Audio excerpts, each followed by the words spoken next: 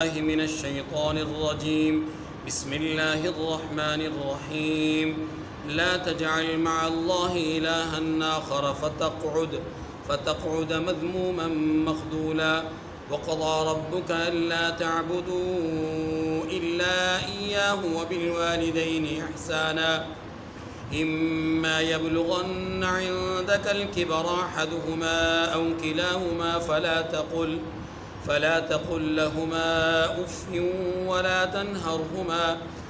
تنهرهما وقل لهما قولا كريما واخفض لهما جناح الذل من الرحمة وقل رب ارحمهما كما ربياني صغيرا صدق اللہ العظیم۔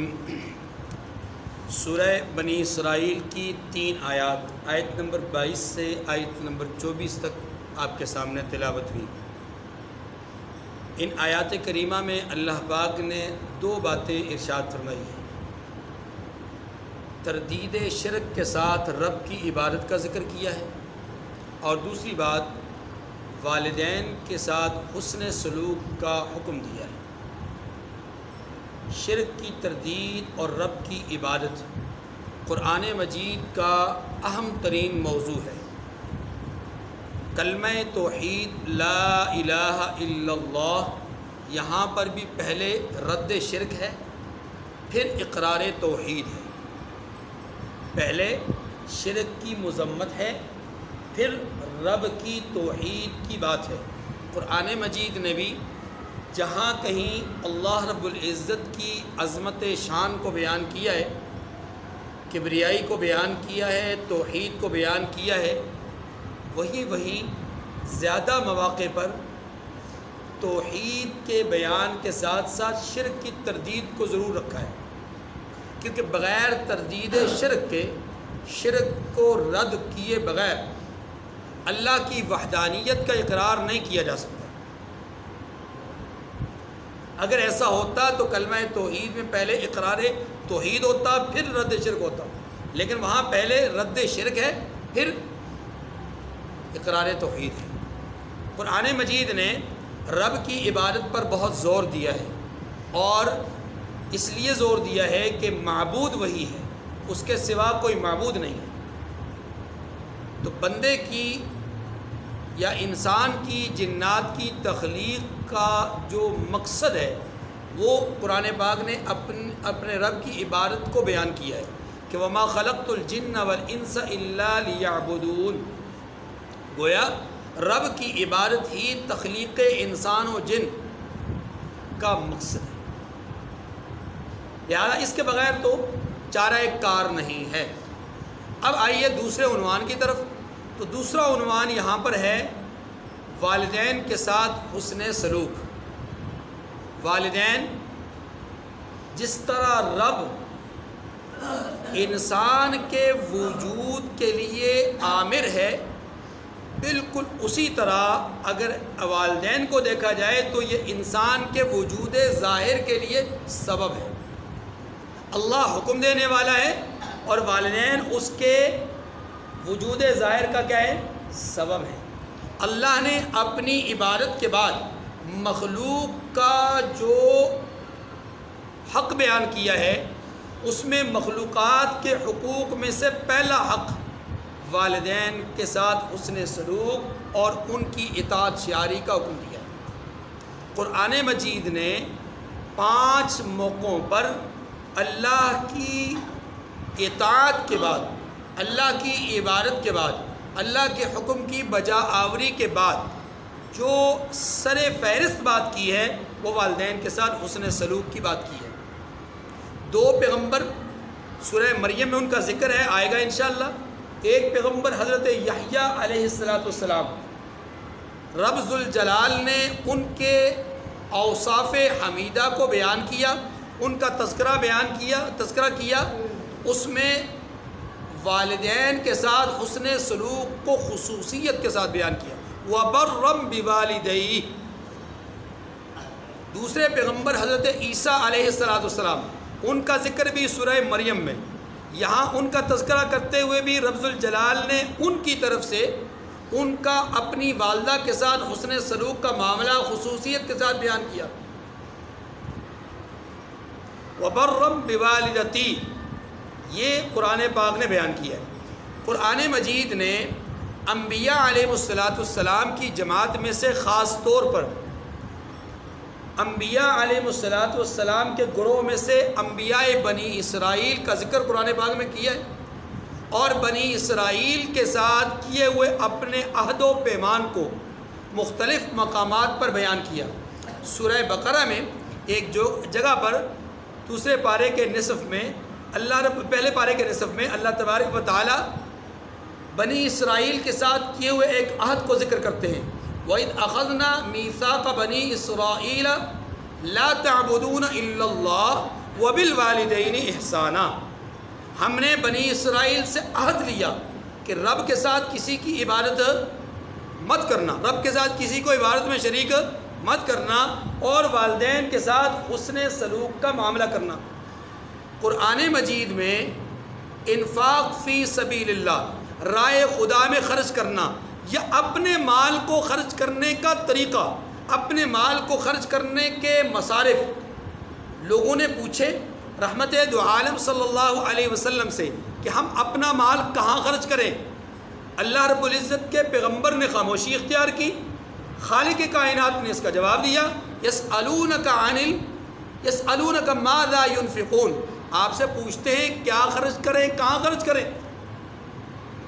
قل ما انفقتم من خیر فللوالدین والاقربین والیتامی والمساکین، اللہ کی راہ میں اپنے مال کو خرچ کرنے کا، یا اپنے مال کو خرچ کرنے کا جو بہترین مصرف ہے نفلی درجے میں، رب کی رضا پانے کے لیے، رب کی طرف سے خوشنودی حاصل کرنے کے لیے اپنے مال کو خرچ کرنے کا جو سب سے پہلا مصرف ہے وہ کیا ہے؟ انسان کے لیے اس کے والدین ہیں۔ رحمت دو عالم صلی اللہ علیہ وسلم کی حیات طیبہ میں صحابہ کرام رضوان اللہ علیہ اجمعین کے آثار سے والدین کے ساتھ حسن سلوک اور ان کے ساتھ بہترین معاملات کرنے کا ہمیں قرآن اور حدیث کے بعد آثار صحابہ میں اور احادیث مبارکہ میں ایسے ایک نہیں دو نہیں 20 واقعات ملتے ہیں کہ جہاں پر رحمت دو عالم صلی اللہ علیہ وسلم والدین کے ساتھ حسن سلوک کی بات کر رہے ہیں۔ قرآن مجید نے اس بات پر زور دیا ہے کہ والدین کے ساتھ حسن سلوک کا معاملہ کیا جائے۔ ایک جگہ ایسی بھی ہے کہ جہاں پر والدین کے ساتھ حسن سلوک کے لیے قرآن پاک نے ایک جہت پہ ایک عقلی دلیل بھی دی ہے، اور وہ کیا ہے؟ وَوَصَّيْنَا الْإِنسَانَ بِوَالِدَيْهِ إِحْسَانًا حَمَلَتْهُ أُمُّهُ كُرْهًا وَوَضَعَتْهُ كُرْهًا وَحَمْلُهُ وَفِصَالُهُ 30 شهرًا۔ یہاں سورہ احقاف میں اللہ تبارک و تعالی نے والدین کے ساتھ حسن سلوک کے لیے ایک عقلی دلیل دی ہے، اور وہ کیا ہے کہ ہم نے انسان کو وصیت کی ہے، ہم نے انسان کو حکم دیا ہے کس چیز کا؟ والدین کے ساتھ حسن سلوک کا۔ بھئی کیوں کرنا ہے؟ اس لیے کہ حملتہ امہ کرہا، کہ اس کی ماں نے اس کو مشقت کے ساتھ اٹھائے رکھا ہے، اس کی ماں نے اس کو مشقت کے ساتھ لے کے اپنی زندگی گزاری ہے، اس کی ماں اس کو لے کر مشقت کے ساتھ کام کاج کرتی رہی ہے، محنت کرتی رہی ہے، اپنے معاملات کو دیکھتی رہی ہے، دوسرے بچوں کو دیکھتی رہی ہے، اپنے خامد کے حقوق کو ادا کرتی رہی ہے، اپنے والدین کے ساتھ حسن سلوک کا معاملہ کرتی رہی ہے، سسرال کے ساتھ اچھا برتاؤ کرتی رہی ہے۔ اس کی ماں اس کو پیٹ میں اٹھا کر کے مشقت برداشت کر کے تکلیف اٹھا کر کے اس کے ساتھ اپنے قدموں کو لڑکھڑاتے قدموں کو وہ لے کر چلتی رہی ہے، یا اپنے پیٹ کے بوجھ کو اس کے بوجھ کو اٹھا کر کے چلتی رہی ہے، یہ اس کی طرف سے یعنی ماں کی طرف سے بہت بڑی مشقت ہے۔ اتنی بڑی مشقت ہے، اتنی بڑی مشقت ہے کہ عبداللہ ابن عمر رضی اللہ تعالی عنہما خانہ کعبہ میں ہے، ایک آدمی آیا، عرض کی کہ حضور آپ صحابی رسول ہیں، مجھے ایک بات تو بتائیے، میں خراسان سے آیا ہوں، یعنی ایران سے، میں خراسان سے آیا ہوں، ماں کو میں نے کندھوں پہ اٹھایا ہے، وہاں سے چلا ہوں، یہاں تک آیا ہوں، بیت اللہ پہنچا ہوں، بیت اللہ پہنچ کر میں نے ماں کو سارے ارکان حج اپنے کندھے پر اٹھوا کر کے ادا کروائے ہیں، حضرت مجھے بتا دیجئے کیا میں نے ماں کے حق کو ادا کر دیا ہے؟ جواباً عبداللہ ابن عمر رضی اللہ تعالیٰ نے فرمایا کہ ہرگز نہیں، ماں کی اس قدم کا حق ادا نہیں کر سکے جو اس نے تجھے اپنے پیٹ میں اٹھا کر کے مشقت کے ساتھ تیرے ساتھ سفر کیا ہے، اس ایک قدم کا، اس ایک چال کا بھی حق ادا نہیں کر سکے اتنا بڑا سفر کر کے۔ تو ماں باپ کے حقوق معمولی نہیں ہیں، بہت بڑے حقوق۔ اس سے معلوم یہ ہوا کہ اللہ رب العزت نے جو اپنے بعد، اپنی اطاعت کے بعد والدین کی اطاعت، اپنی اطاعت کے بعد والدین کے ساتھ حسن سلوک، اپنے حقوق کے بعد مخلوق میں پہلا حق والدین کا رکھا، تو اس کی وجہ کیا ہے؟ وجہ وہ یہی ہے کہ والدین اس کائنات رنگ و بو میں انسان کے لیے وجود ظاہری کے اعتبار سے اس کے رب کہلائے ہیں۔ اس کے رب معنی کیا ہے؟ لغوی معنی کے اعتبار سے اس کے رب کہلائے ہیں، لغوی معنی کے اعتبار سے، کیونکہ انسان کی پرورش کا دنیا میں جو سب سے بڑا ذریعہ ہے وہ کون ہے؟ والدین ہیں۔ اسی لیے رحمت دو عالم صلی اللہ علیہ وسلم نے والدین کے ساتھ حسن سلوک اور بہتر برتاؤ اور اچھا اخلاق اور بھلائی کرنے کا حکم بار بار دیا ہے۔ ایک موقع پر اللہ کے رسول صلی اللہ علیہ وسلم نے ارشاد فرمایا کہ اگر کوئی آدمی یہ چاہتا ہے کہ اس کی عمر دراز ہو، اس کے مال میں، اس کے رزق میں برکت ہو، تو وہ اپنے والدین کے ساتھ بھلائی کا معاملہ کرے۔ اماں جی عائشہ رضی اللہ تعالی عنہ بیان فرماتی ہیں کہ رسول خدا صلی اللہ علیہ وسلم کی خدمت اقدس میں ایک آدمی حاضر ہوا، اس کے ساتھ ایک بوڑھے صاحب بھی تھے۔ آپ صلی اللہ علیہ وسلم نے اس نوجوان سے پوچھا کہ یہ آپ کے ساتھ کون ہے؟ جواباً عرض کی کہ یا رسول اللہ یہ میرے والد ہیں۔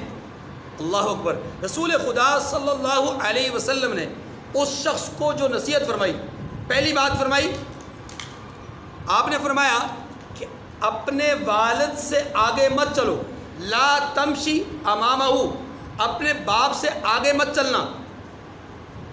دوسری بات فرمائی ولا تقعد قبلہ، باپ سے پہلے کسی مجلس میں مت بیٹھنا، باپ سے پہلے کسی مجلس میں مت بیٹھنا۔ اور پھر فرمایا کہ اس کے جو فرامین ہیں، اس کا جو حکم ہے، اس کی نافرمانی مت کرنا۔ اور پھر آپ صلی اللہ علیہ وسلم نے تیسری بات اس ضمن میں یہ ارشاد فرمائی کہ ولا تستب لہ، اس کے لیے گالی کا سبب مت بننا، یا اس کو گالی مت دینا، اس کو گالی۔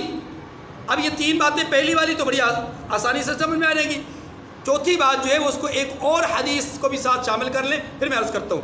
اللہ کے رسول صلی اللہ علیہ وآلہ وسلم نے اس شخص پر لعنت بھیجی ہے جو اپنے والدین کو یا والد کو گالی دے۔ صحابہ کرام نے پوچھا کہ یا رسول اللہ صلی اللہ علیہ وسلم، ایسا کون سا شخص ہے جو اپنے والد کو گالی دے اور کیوں کر دے گا؟ تو جواباً آپ صلی اللہ علیہ وسلم نے فرمایا کہ جب کوئی آدمی کسی شخص کو اس کے باپ کے نام کی گالی دیتا ہے، تو وہ جواباً جو اس کو اس کے والد کے نام کی گالی دیتا ہے، تو یہ گالی گویا اس نے خود دی ہے، کیونکہ یہ اپنے باپ کو گالی دینے کا سبب بنا ہے۔ اس حدیث مبارکہ میں، جس میں میں نے پہلا واقعہ بیان کیا، وَلَا تَسْتَبَّ لَهُ، آپ صلی اللہ علیہ وسلم نے فرمایا کہ اس کے لیے گالی کا ذریعہ مت بنے، سبب نہ بنے، اس لیے کہ جب کوئی آدمی کسی کو برا بھلا کہتا ہے اس کے باپ کی نسبت سے، اس کے باپ کو گالی دیتا ہے، اس کے باپ پر لعن طعن کرتا ہے، تو وہ بھی جواباً پہلے کہنے والے کے باپ کو برا بھلا کہے گا۔ اب یہ جو اس کے والد کو برا بھلا کہا گیا، اس کا سبب کون بنا؟ اس لیے آپ نے فرمایا وَلَا تَسْتَبَّ لَهُ، اس کا ایک معنی یہ کہ اس کو گالی نہ دے، اور دوسرا معنی یہ کہ اس کے گالی کا سبب نہ بنے۔ آپ صلی اللہ علیہ وسلم نے ایک موقع پر ارشاد فرمایا کہ حضرت ابو ہریرہ رضی اللہ عنہ روایت کرتے ہیں، فرمایا خاک آلود ہو جائے، خاک آلود ہو جائے، پھر آپ نے فرمایا خاک آلود ہو جائے، پھر آپ نے فرمایا خاک آلود ہو جائے۔ تو ایک صحابی نے عرض کی کہ یا رسول اللہ کون؟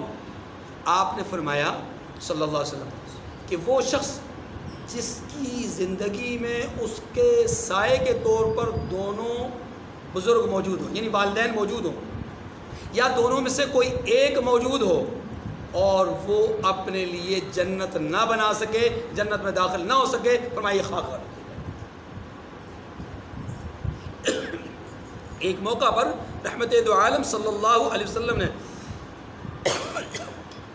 یہ بات بھی ارشاد فرمائی ہے کہ وہ شخص جس کے والدین زندہ ہوں، اس کے متعلق فرمایا کہ وہ صبح کرے اس حال میں، یعنی ایسا شخص جو صبح کرے اس حال میں کہ اس نے رب کے حکم کو والدین کے حق میں پورا کیا ہو، یعنی والدین کے حقوق کی ادائیگی کے لحاظ سے رب کا حکم اس نے پورا کیا، اطاعت والدین کی، حسن سلوک کا معاملہ کیا۔ جو شخص صبح اس حال میں کرتا ہے، اللہ کے رسول فرماتے ہیں اس کے لیے جنت کے 2 دروازے کھول دیے جاتے ہیں۔ والدین کی بات مانتا رہے، والدین کی اطاعت کرتا رہے، اس نے سلوک کا معاملہ کرتا رہے، فرمایا جنت کے 2 دروازے کھلے رہ جاتے ہیں، کھول دیے جاتے ہیں۔ فرمایا اگر دونوں حیات نہ ہو، ایک ہو، تو اگر وہ ایک کی خدمت کرے تو جنت کا 1 دروازہ اس کے لیے کھول دیا جاتا ہے۔ فرمایا محروم ہے وہ شخص جس کی زندگی میں دونوں حیات ہوں یا دونوں میں سے کوئی ایک ہو، لیکن وہ اپنے لیے جنت کا دروازہ نہ کھلوا سکے، بلکہ اس کے مقابلے میں آپ صلی اللہ علیہ وسلم نے فرمایا کہ وہ شخص کہ جس نے صبح اس حال میں کی کہ رب کے حکم کو والدین کے حق میں پورا نہیں کیا، والدین کے ساتھ حسن سلوک کا معاملہ نہیں کیا، اچھا برتاؤ نہیں کیا، بھلائی کا معاملہ نہیں کیا، فرمایا یہ شخص، اس کے لیے جہنم کے 2 دروازے کھول دیے جائیں گے۔ اگر دونوں میں سے ایک زندہ ہے، ایک زندہ نہیں، تو رسول خدا صلی اللہ علیہ وسلم نے فرمایا 1 دروازہ جہنم کا کھول دیا جائے۔ کتنی بڑی بدبختی اور کتنی بڑی شقاوت ہے اس شخص کے لیے جس کی زندگی میں اس کے والدین موجود ہوں، اپنے والدین کو پائے اور جنت میں داخل نہ ہو سکے۔ آپ صلی اللہ علیہ وسلم کی وہ مشہور و معروف حدیث کہ جس میں آپ نے آمین آمین آمین کہہ کر کے ممبر کے پہلے سٹیپ پہ، دوسرے زینے پہ اور تیسری سیڑھی پہ آپ نے قدم رکھا، آمین آمین آمین کہا۔ صحابہ کرام نے پوچھا کہ یا رسول اللہ، خلاف معمول، آپ نے کبھی پہلے ایسا کیا نہیں، آج خلاف معمول یہ انداز، جواباً ارشاد فرمایا جبرائیل امین آئے، 3 بددعائیں کی، ان میں سے ہر بددعا پر میں نے آمین کہا۔ ان میں سے ایک بددعا کیا تھی کہ ہلاک ہو جائے وہ شخص جس کے والدین زندہ ہو یا دونوں میں سے کوئی ایک زندہ ہو اور وہ جنت میں نہ جا سکے۔ رسول خدا صلی اللہ علیہ وسلم نے یہ بھی ارشاد فرمایا ہے کہ رضا رب فی رضا والدین، کہ رب کی رضا والدین کی رضا میں ہے، وسخط اللہ فی سخط الوالدین۔ اور ایک روایت میں یوں الفاظ بھی آتے ہیں کہ رضا اللہ فی مع رضا الوالدین، کہ اللہ کی رضا والدین کی رضا کے ساتھ ہے، وسخط اللہ مع سخط الوالدین، اور اللہ کی ناراضگی والدین کی ناراضگی کے ساتھ ہے۔ آپ صلی اللہ علیہ وسلم نے والدین میں سے، دونوں میں سے ہر ایک کے الگ الگ مقام کو بھی بیان کیا ہے۔ آپ نے فرمایا کہ والد جنت کے دروازوں میں سے درمیانہ دروازہ ہے، چاہو تو اس کو ضائع کر دو، چاہو تو اس کی حفاظت کرو۔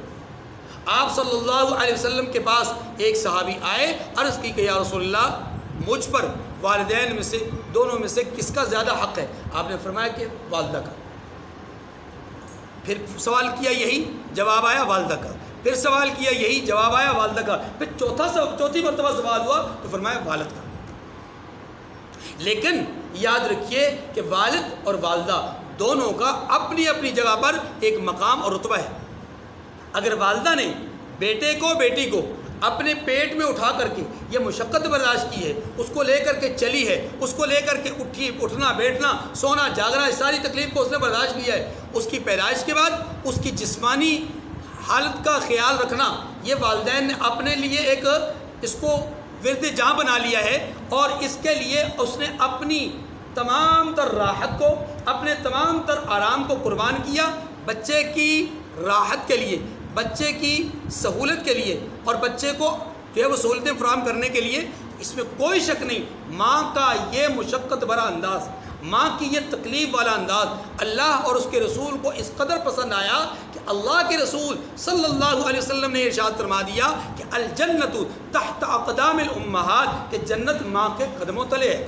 یہ اس کو منصب، یہ اس کو مرتبہ، یہ اس کو مقام اللہ اور اس کے رسول نے دے دیا۔ لیکن دوسری طرف باپ بھی کم نہیں ہے اس انسان کے لیے جو پیدا ہوا، اس کی ماں کے لیے جس نے اس کی تکلیف اور مشقتوں کو گھر میں برداشت کیا، اس کی جسمانی راحت کا سامان کیا، تو بالکل ان دونوں کے اخراجات کے لیے، ان دونوں کو ان کی دنیاوی اسباب پہ ہم پہنچانے کے لیے باپ اپنی جسم کو جس قدر مشقت میں ڈالتا ہے، اپنے آپ کو جس قدر مشقت ڈالتا ہے، دھوپ دیکھتا ہے نہ چھاؤں دیکھتا ہے، بارش دیکھتا ہے نہ آندھی اور طوفان دیکھتا ہے، نہ وہ کسی چیز کی پرواہ کرتا ہے، نہ کسی کی تان و تشریح کا لحاظ رکھتا ہے، ہر ایک چیز کو بصمیم قلب برداشت کر کے اپنی بیوی کے لیے، اپنے بچوں کے لیے اخراجات جو اس کی ذمہ داری ہیں انہیں پورا کرنے کے لیے وہ کریا کریا، بستی بستی، گاؤں گاؤں، شہر شہر، بلکہ دیس دیس جو ہے وہ پھرتا ہے۔ کیوں؟ اس لیے تاکہ میری بیوی کو سہولت ملے، میرے بچے کو سہولت ملے۔ تو یہ جو جسمانی مشقت یہ برداشت کر رہا ہے، یہ بھی کوئی معمولی کیس نہیں ہے۔ لوگوں کی تان و تشریح کو، لوگوں کی باتوں کو، لوگوں کی کڑوے کچیلے کو، یہ سب چیزوں کو برداشت کرتا ہے، راستے کی تکالیف کو برداشت کرتا ہے، دیگر مصائب اور معالم کو برداشت کرتا ہے، تو باپ بھی کم نہیں۔ اس لیے رسول خدا صلی اللہ علیہ وسلم نے یہ بھی ارشاد فرمایا کہ رضا الرب فی رضا الوالدی وسخط الرب فی سخط الوالدی، کہ رب کی رضا باپ کی رضا میں ہے اور رب کی ناراضگی والد کی ناراضگی میں ہے۔ اللہ کے رسول صلی اللہ علیہ وسلم نے اس کو یعنی والد کو جنت کا درمیانہ دروازہ قرار دیا ہے۔ اس لیے یاد رکھیے کہ والد کا اپنا مقام ہے، والدہ کا اپنا مقام ہے، لیکن مجموعی طور پر یہ دونوں انسانی اعتبار سے انسان کے حقوق کی ادائیگی میں سب سے مقدم حق رکھنے والی شخصیات ہیں۔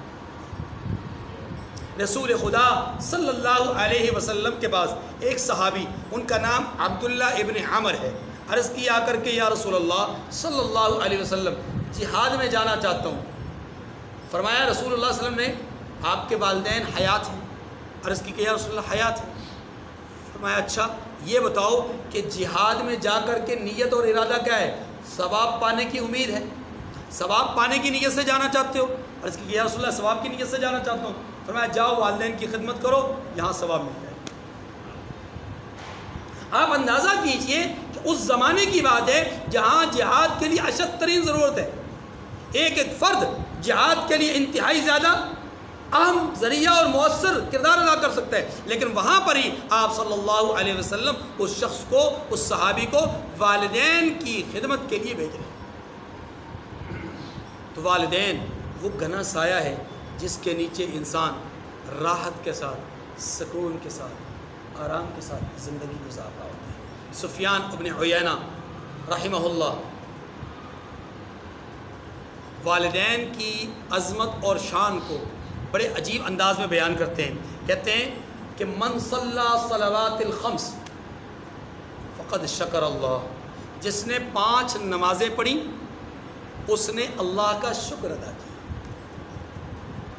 ومن دعا للوالدین ادبار صلوات الخمس، کہ جس نے 5 نمازوں کے بعد دعا کی والدین کے لیے، فقد شکر الوالدین، تحقیق کہ اس نے والدین کا شکریہ ادا کیا۔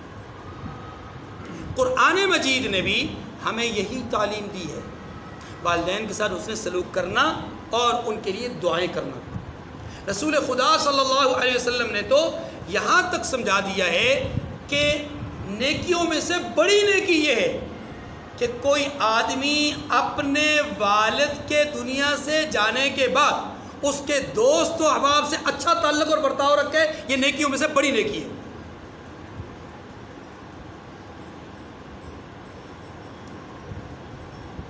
آپ صلی اللہ علیہ وسلم نے اب والدین کے مقام اور مرتبے کو بیان کرنے کے لیے یہاں تک کیا ہے کہ آپ کے حقیقی والدین تو آپ کے جوانی کی زندگی میں آپ کو میسر نہ آئے، 55 میں ہی فوت ہو گئے، والد پیدائش سے پہلے، والدہ مدت رضاعت کے تھوڑے ہی عرصے کے بعد 6 سال کی عمر میں آپ کو داغ مفارقت دے گئی۔ لیکن ایک موقع ایسا آیا کہ رحمت دو عالم صلی اللہ علیہ وسلم کے سامنے آپ کی رضائی والدہ، اس میں اختلاف ہے کہ وہ حضرت ثوبیہ رضی اللہ تعالیٰ عنہ تھی یا حضرت حلیمہ سعدیہ، لیکن زیادہ قرین قیاس بات یہ کہ حضرت حلیمہ سعدیہ نہیں تھی۔ حضرت حلیمہ سعدیہ رضی اللہ تعالیٰ عنہ یہ آپ صلی اللہ علیہ وسلم کے سامنے شاید نہیں آئیں، آپ کی بیٹی وہ آئی تھی لیکن آپ نہیں آئیں۔ زیادہ قرین قیاس بات یہ ہے کہ حضرت ثوبیہ رضی اللہ تعالیٰ عنہ تھی۔ دونوں میں سے کوئی بھی ہو، آپ صلی اللہ علیہ وسلم نے والدین کا ایک مقام بیان کیا ہے۔ والدہ آئیں رضائی اور آپ صلی اللہ علیہ وسلم ان کے لیے اٹھ کھڑے ہوئے اور آپ نے اپنی کملی، وہ جس کے لیے قرآن نے الفاظ استعمال کیے ہیں، جس سے قرآن نے آپ کو مخاطب کیا ہے، اس کملی کو آپ صلی اللہ علیہ وسلم نے اپنی والدہ کے نیچے ڈالا، رضائی والدہ، اور پھر فرمایا کہ اس کے اوپر تشریف رکھیں۔ ایسے ہی آپ نے بہن کا بھی اسی طرح ایک اکرام کیا، لیکن اس وقت ہمارا موضوع والدین ہے، تو والدین کا اکرام اور والدین کے ساتھ حسن سلوک یہ قرآن مجید اور احادیث مبارکہ کا اہم ترین تقاضا ہے، اہم ترین عنوان ہے۔ شاید اسی لیے قرآن مجید نے جا بجا مختلف مواقع پر والدین کے ساتھ حسن سلوک کا معاملہ اور برتاؤ کرنے کا حکم دیا۔ آپ دیکھیے قرآن مجید ہمیں یہاں تک کہتا ہے کہ آپ اللہ کی عبادت کرنے کا جو معاملہ ہے وہ اللہ نے یہ فیصلہ کیا ہے کہ اللہ تعبدوا الا اللہ، کہ تم اللہ کے سوا کسی کی عبادت مت کرنا، اور اللہ نے یہ بھی فیصلہ کیا ہے کہ تم والدین کے ساتھ حسن سلوک کا معاملہ کرنا۔ اب والدین کے جو حقوق ہیں وہ دو طرح کے ہیں، ایک اخلاقی حقوق، ایک قانونی حقوق۔ اخلاقی حقوق میں تین طرح کی باتیں ہیں۔ اخلاقی حقوق میں تین طرح کی، نمبر ایک، والدین کے ساتھ حسن سلوک کا معاملہ کرنا، والدین کے ساتھ حسن سلوک کا معاملہ کرنا، یعنی والدین کے ساتھ اچھا برتاؤ کرنا، یہ بھی جو ہے وہ ان کی کیا کہتے ہیں اس کو اخلاقی حقوق میں آتا ہے۔ نمبر دو، والدین کی اطاعت کرنا، ان کی بات ماننا، یہ بھی اخلاقی حق ہے والدین کا اولاد پر، والدین کا۔ یاد رکھیے یہاں پر ایک نقطہ صرف ذہن میں رکھ لیجیے گا کہ لا طاعت لمخلوق فی معصیت الخالق، خالق کی نافرمانی کے لیے اگر کوئی حکم کرتا ہے تو اس حکم کو نہیں مانا جائے گا، خواہ وہ والدین ہی کیوں نہ ہو۔ یعنی رب کی نافرمانی کا اگر کوئی حکم کرے اس کو نہیں مانا جائے گا، لیکن اگر نافرمانی کا حکم نہیں ہے، والدین بچے کو، اولاد کو ایک دفعہ نہیں، دو دفعہ نہیں، 50 دفعہ بھی بلا وجہ بھی بلائیں تو اولاد کا کام ہے دوڑے چلے جانا، اولاد کا کام ہے سر پر دوڑنا ان کے اطاعت جاری کے لیے۔ تو اطاعت والدین کی یہ ان کا اخلاقی ایک حق ہے۔ اور تیسرے نمبر پر جو اخلاقی حق ہے وہ ہے نماز میں یا نماز کے بعد یا عام حالات میں جب بھی انسان دعا کے لیے ہاتھ اٹھائے تو اپنے والدین کے لیے دعا کرے، اور اس کا ذکر ابھی ہمارے سامنے آیت نمبر 24 میں آ جائے گا۔ وَقُلْ رَبِّ ارْحَمْهُمَا كَمَا رَبَّيَانِي صَغِيرًا۔ اخلاقی حقوق تین ہیں، نمبر ایک حسن سلوک، نمبر دو اطاعت شعری، اور نمبر تین دعا کرنا۔ اور قانونی حقوق بھی تین ہی ہیں۔ پہلا قانونی حق جو اللہ نے والدین کو دیا ہے وہ ہے اولاد پر اولاد کے مال میں وراثت کا حق، اولاد کے مال میں وراثت کا۔ یہ قانون قرآن پاک نے باضابطہ طور پر حصے مقرر کر کے بیان کیا۔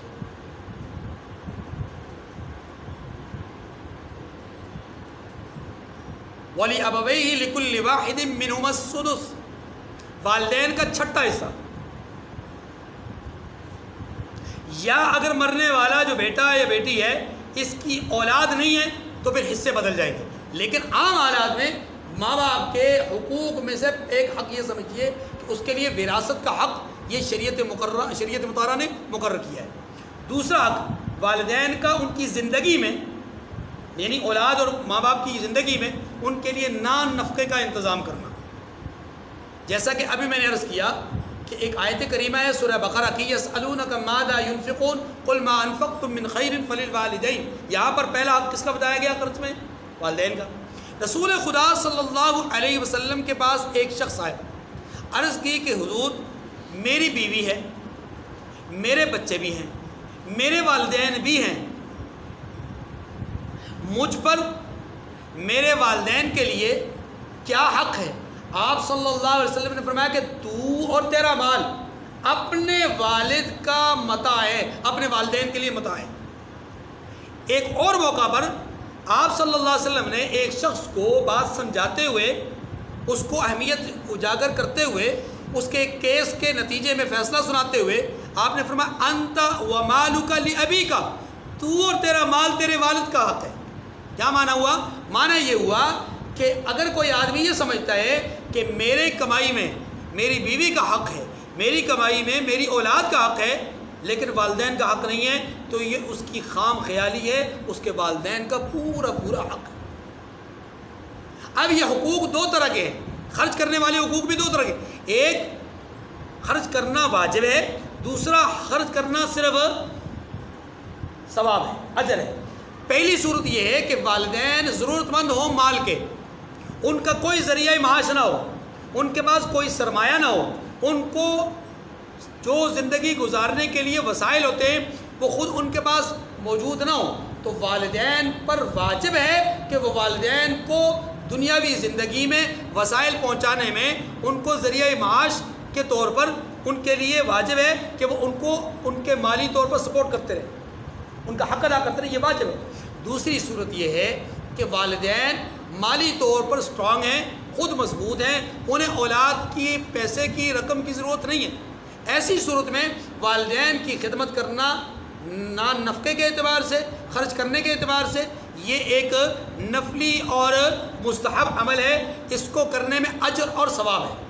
بہترین مال ہے جو انسان اپنے والدین پر خرچ کرتا ہے۔ ایک روایت کے مطابق بہترین مال وہ ہے جو انسان اللہ والوں پر خرچ کرتا ہے، بہترین مال وہ ہے کہ جو قرآن پڑھنے پڑھانے والوں پر خرچ ہوتا ہے، بہترین مال وہ ہے کہ جو دین پڑھنے پڑھانے والوں پر خرچ۔ یہ مختلف روایات میں ترغیب دی گئی ہے، ایک اسٹائل بتایا گیا ہے، ایک انداز بتایا گیا ہے کہ ہمیں خرچ کرنے کے لیے کن کن مصارف کو ترجیح دینی چاہیے۔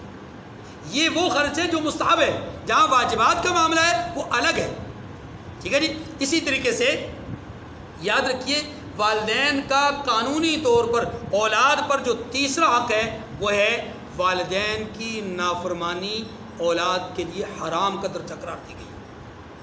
سیدنا حضرت علی رضی اللہ تعالیٰ عنہ نے ایک بات فرمائی، فرماتے ہیں کہ اگر اللہ کے ہاں کلمہ اف کہنے سے کم تر کوئی درجہ ہوتا بے ادبی کا، گستاخی کا، والدین کی نافرمانی کا، اللہ اس کلمے کو بھی ذکر کرتے، لیکن یہ بے ادبی اور گستاخی اور نافرمانی کے اعتبار سے سب سے ہلکا، سب سے کم تر لفظ ہے جو کلمہ اف کہنے سے بھی منع کیا ہے کہ وَلَا تَقُلْ لَهُمَا اف، ان کو اف بھی نہ کہنا۔ آخری گزارش، ماں کا دل بہت رحم دل ہوتا ہے، ماں بہت رحم دل ہوتی ہے، اور اس کی رحم دلی کی مثالیں دی گئی ہیں۔ یہ اس قدر رحم دل ہوتی ہے، یہ انسان ہی نہیں جانوروں میں بھی جو مامتا ہوتی ہے بہت رحم دلی کا معاملہ دیتی ہے۔ اللہ کے نبی صلی اللہ علیہ وسلم کی حدیث مبارکہ کا مفہوم کہ آپ نے فرمایا کہ ماں خواہ وہ جانور ہی کیوں نہ ہو، وہ اپنے پاؤں کو اس وقت تک اٹھا کے رکھتی ہے جب تک کہ اس کے پاؤں کے نیچے اس کی اولاد ہوتی ہے۔ کیا معنی؟ معنی یہ کہ اگر کہیں چلتے پھرتے کوئی بچہ ماں کے قدموں کے نیچے قدم اٹھایا ہوا ہے اور بچہ نیچے آ گیا ہے تو ماں اس قدم کو رکھے گی نہیں، کب تک؟ جب تک کہ وہ بچہ نیچے سے نکل نہیں جاتا۔ یہ اس کی شفقت ہے، اس کی مہربانی ہے۔ ماں ہے نا کہ ایک غزوے میں ایک عورت بے تابی کے ساتھ دوڑ رہی ہے، دیوانہ وار دوڑ رہی ہے، دوڑتی چلی جا رہی ہے۔ بتانے والے نے بتایا کہ یا رسول اللہ صلی اللہ علیہ وسلم، اس عورت کا جنگ میں بچہ گم ہو گیا ہے، بچے کی تلاش میں گھوم رہی ہے، پھر رہی ہے۔ وہ بھی تو ماں تھی نا، بچے کو پانی پلانے کی تلاش میں ادھر پہاڑی ادھر پہاڑی اور چکر لگا دی، دوڑ رہی ہے، ایک دوسرا تیسرا چوتھا پانچواں چھٹا ساتواں۔ اللہ نے فرمایا کہ اے ماں، بچے کی ماں، میں نے تیری ادا کو اتنا پسند کر لیا کہ رہتی دنیا تک تیری یہ ادا، تیری یہ سنت یا تیرا یہ طریقہ چلتا رہے گا، میں اس کو چلاتا رہوں گا۔ عبادت لوگ میری کریں گے لیکن انداز اور طریقہ تیرے اختیار کریں گے۔ ماں کی ادا کو اللہ نے اتنا پسند کیا ہے۔ تو بہرحال ان آیات کریمہ میں اس عنوان کو اہم ترین حصہ دیا گیا، حیثیت سے بیان کیا گیا ہے، اس لیے تھوڑا سا تفصیلاً اس کو بیان کیا ہے۔ حضرت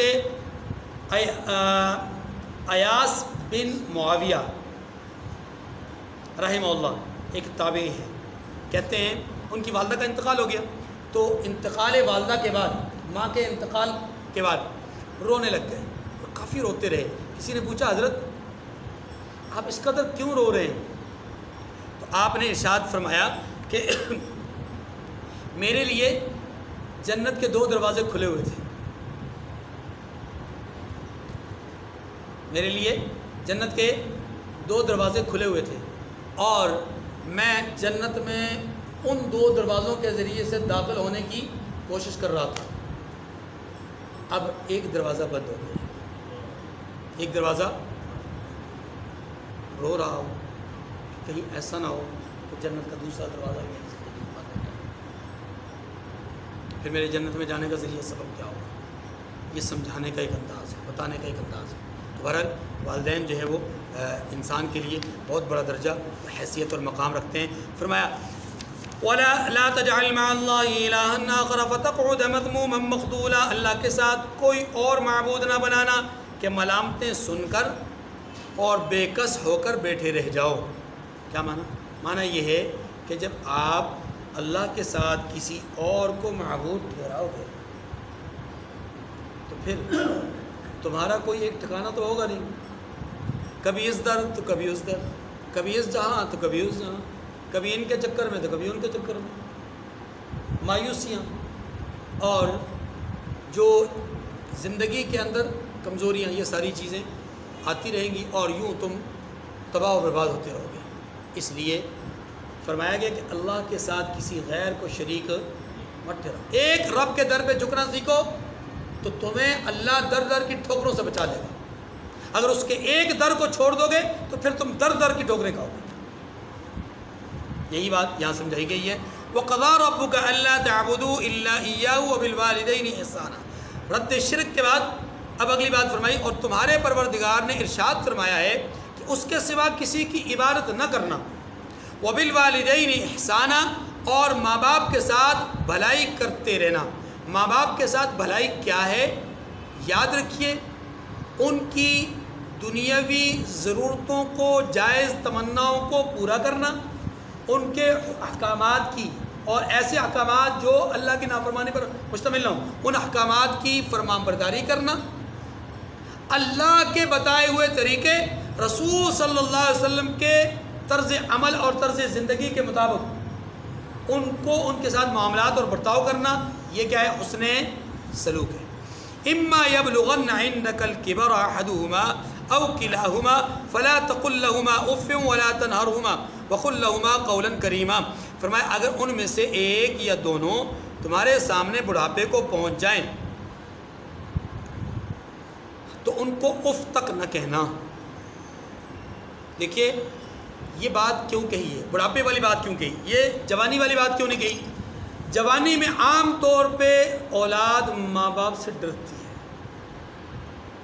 یہ میں شاید پچھلے زمانے کی بات کر رہا ہوں، اب جدید دور ہے، شاید ایسا نہ ہو، لیکن پھر بھی بہت ساری جگہوں میں ایسا ہے۔ اب بھی احترام ہے، عزت ہے، وقار ہے کہ نوجوان اولاد اپنے ماں باپ سے ڈرتی ہے،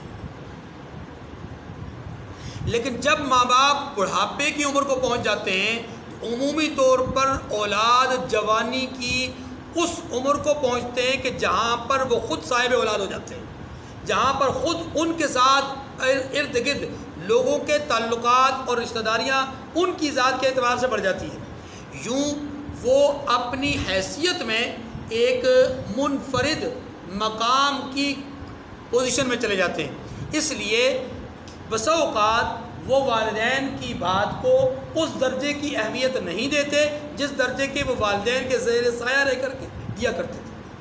والدین کی زیر کفالت جب تک تھے تو اس وقت کی جو اہمیت تھی اب شاید وہ اس درجے کی اہمیت ان کے ذہنوں سے نکل جاتی ہے۔ بہت ساری صورتیں ہیں، بہت ساری چیزیں ہیں، بہت سارے اس کے اسباب ہیں۔ انہی اسباب میں سے ایک سبب یہ بھی ہے کہ والدین اپنی ادھیڑ عمری میں اپنی جو طاقت ہے، اپنی جو قوت ہے، وہ چونکہ کھو جاتے ہیں، اور اولاد اپنے آپ کو علمی طور پر، جسمانی طور پر، عقلی طور پر نعوذ باللہ اپنے والدین سے زیادہ باصلاحیت سمجھنا شروع ہو جاتی ہے۔ اس لیے ایسے موقع پر زیادہ چانس ہوتے ہیں کہ والدین کی نافرمانی کی جائے، ایسے موقع پر زیادہ چانس ہوتے ہیں کہ والدین کی بات پر ناگواری کا اظہار کیا جائے، ایسے موقع پر زیادہ چانسز ہوتے ہیں کہ والدین کی بات کو دھتکارا جائے، والدین کی بات کے سامنے جو ہے وہ انکار کی پوزیشن رکھی جائے، یا کم از کم والدین کی کسی بات کو سن کر کے کلمہ کوئی نہ کہا جائے، بات کوئی نہ کہی جائے، جسمانی اعتبار سے کوئی امپریشن نہ دیا جائے، لیکن سانس کے اعتبار سے ایک حرکت زبان کو دے دی جائے، بات کو ناگوار جانتے ہوئے اس ناگواری کا اظہار یوں کر دے، اللہ پاک فرماتے ہیں یہ بھی مت کہنا، کیونکہ اس حالت میں والدین کو اپنی اولاد سے جس قدر توقعات ہوتی ہیں وہ جوانی میں نہیں ہوتی۔ جوانی میں والد کو کوئی نہ دیا جائے تو والد کہتا ہے کوئی مسئلہ نہیں بیٹا، تو اپنا آپ سنبھال، میں سنبھال لوں گا، میرے ہاتھ سلامت، میرے پاؤں سلامت، میری عقل، میرے آنکھیں، میرے دل، دماغ، ہر چیز سلامت۔ لیکن بڑھاپے کی عمر میں والدین ضرورت مند ہوتے ہیں، محتاج ہوتے ہیں اپنی اولاد کے، اور ایسے میں اولاد عجیب امتحان میں ہوتی ہے۔ اس کے سامنے صرف والدین نہیں ہوتے، اس کے سامنے اس کی اولاد ہوتی ہے، اس کے سامنے اس کی بیوی ہوتی ہے، اس کے سامنے جہاں والدین کا رشتہ ہے وہیں پر بیوی کی طرف سے اس کے والدین کا رشتہ بھی ہے، تو مختلف رشتے اس کی راہ میں رکاوٹ اور حائل بنتے ہیں، اس لحاظ سے کہ وہ والدین کا صحیح طور پر مقام پہچان سکے، ان کا صحیح طور پہ ادب کر سکے، ان کا احترام کر سکے، ان کا اکرام کر سکے۔ اس لیے فرمایا کہ زیادہ امکان یہ ہے کہ بڑھاپے کی حالت میں اولاد ماں باپ کی نافرمانی کرے، زیادہ امکان ہے۔ اس لیے فرمایا کہ جب ان میں سے کوئی ایک یا دونوں بڑھاپے کی عمر کو پہنچے تو ان کے سامنے کلمہ اف یا آواز اف نہ لگانا، ولا تنہرہما، اور نہ انہیں جھڑکنا۔ بہت سارے واقعات ہیں، اس وقت واقعات بیان کرنا مقصود نہیں۔ وقل لہما قولا کریما، اور ان سے بات ادب کے ساتھ کرنا۔ دیکھیں 3 باتیں کہی گئی، پہلی بات اف نہیں کرنا، دوسرا ان کو جھڑکنا نہیں، اور تیسرا جب بات کرنی ہے تو پورے وقار کے ساتھ، پورے ادب کے ساتھ، پورے احترام کے ساتھ بات کرنی ہے۔ وَاخْفِضْ لَهُمَا جَنَاحَ الذُّلِّ مِنَ الرَّحْمَةِ وَقُلْ رَبِّ ارْحَمْهُمَا كَمَا رَبَّيَانِي صَغِيرًا، اور عاجزی اور انکساری سے ان کے آگے جھکے رہو اور ان کے حق میں دعا کرو کہ اے پروردگار جیسا انہوں نے بچپن میں مجھے میری پرورش کی ہے تو بھی ان پر رحمت فرما، یعنی تو بھی ان پر اس حال میں کہ اب وہ تیری رحمت کے طلبگار ہیں، اس حال میں کہ اب وہ حقیقت میں ہم ان کے لیے کچھ نہیں کر سکتے، ہم ان کی خدمت کا حق ادا نہیں کر سکتے، ہم ان کی ضرورتوں کو پورا نہیں کر سکتے، پروردگار تو ہی ان کے ساتھ رحمت کا معاملہ فرما۔ اللہ تعالیٰ مجھے اور آپ کو، ہم سب کو جن کے والدین حیات ہیں انہیں پوری طرح اکرام اور احترام کی توفیق نصیب فرمائے، اور جن کے والدین میں سے کوئی ایک زندہ ہے اس کو والدین کے حوالے سے وہ مشہور حدیث عرض کرتا چلوں۔ پھر اللہ کے رسول صلی اللہ علیہ وسلم نے ایک موقع پر فرمایا کہ جو شخص اپنے والدین کو محبت کی نگاہ سے دیکھتا ہے اللہ رب العزت اسے ایک مقبول حج، اور دوسری روایت میں ایک مقبول حج اور عمرہ دونوں کا ثواب اور اجر نصیب فرماتے ہیں۔ ایک صحابی نے عرض کی کہ یا رسول اللہ اگر کوئی آدمی بار بار دیکھے تو اللہ کے رسول صلی اللہ علیہ وسلم نے فرمایا کہ بار بار اس کو یہ اجر ملے گا۔ اس سے معلوم یہ ہوا کہ والدین کو بلا وجہ بھی، بغیر کسی وجہ کے بھی محبت کی نگاہ سے دیکھنا چاہیے۔ اور کبھی کبھی تو یوں بھی تصور انسان کو ہو جانا چاہیے، اگر والدین کہیں اور رہتے ہیں تو بغیر کسی ضرورت کے، بغیر کسی وجہ کے، صرف والدین کو دیکھنے کے لیے، والدین کو ملنے کے لیے، کوئی غرض نہیں، کوئی مقصد نہیں، کوئی مشورہ نہیں، کوئی ان سے بات کرنی نہیں، کوئی ان سے بات پوچھنی نہیں، صرف ان کی زیارت کے لیے جانا، یہ بھی اجر اور ثواب کی بات ہے۔ اس پہ بھی وہی اجر اور ثواب ہے حج اور عمرہ کی مقبول ادائیگی کا۔ اس لیے بڑا زبردست قسم کا یہ ایک اللہ تعالیٰ نے ثواب کا ذریعہ رکھا ہے۔ اللہ تعالیٰ ہم سب کو وہ ذریعہ پانے کی توفیق نصیب فرمائے۔ جن کے والدین دونوں نہیں ہیں، والدین نہیں ہیں یا دونوں میں سے کوئی ایک نہیں ہے، انہیں اپنے والدین کے لیے یا اپنی والدہ کے لیے، والد کے لیے خوب خوب دعائے مغفرت اور دعائے استغفار، دعائے رحمت کرنے کی توفیق نصیب فرمائے۔ وآخر الدعوانا ان الحمد للہ رب العالمین۔ اللہم انت السلام منک السلام۔